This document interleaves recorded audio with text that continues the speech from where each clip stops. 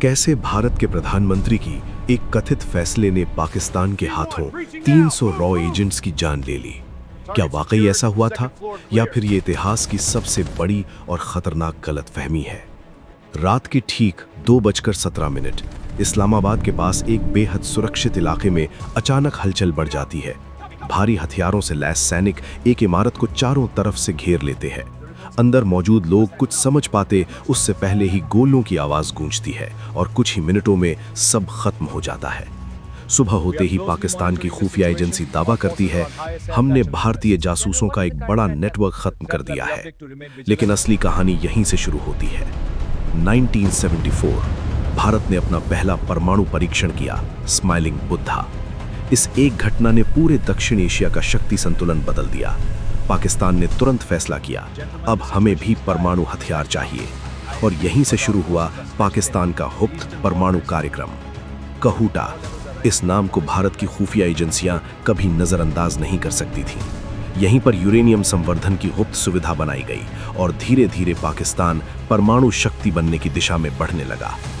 भारत के लिए ये सिर्फ एक खबर नहीं थी, ये खतरा था। रॉ को जिम्मेदारी दी गई, हर हाल में जानकारी जुटाओ। कहूटा में क्या हो रहा है, कितनी तेजी से काम चल रहा है, क्या पाकिस्तान सच में परमाणु बम बनाने के करीब है? मिशन शुरू हुआ, एजेंट्स भेजे गए। कुछ लोग वहां पहले से मौजूद नेटवर्क में शामिल हुए, कुछ ने नई पहचान बनाई और कुछ ऐसे थे जिनका नाम सिर्फ गुप्त फाइलों में दर्ज था। उनका काम था हर जानकारी जुटाना।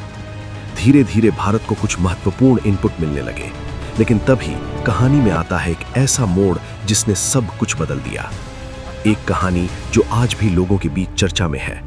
कहा जाता है कि रॉ ने एक प्लान बनाया, कहूटा के अंदर मौजूद कुछ लोगों को पैसे देकर सेंट्रीफ्यूज खराब करवाने का प्लान, ताकि पाकिस्तान का परमाणु कार्यक्रम रुक जाए। इसके लिए मांगे गए 50 लाख रुपए।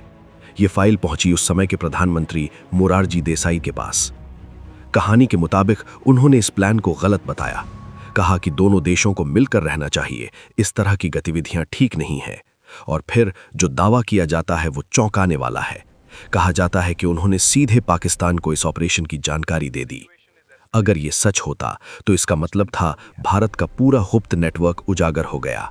इसके बाद पाकिस्तान अलर्ट हो गया, आईएसआई सक्रिय हो गई, पूरे इलाके में सर्च ऑपरेशन शुरू हुआ, हर संदिग्ध को पकड़ा गया।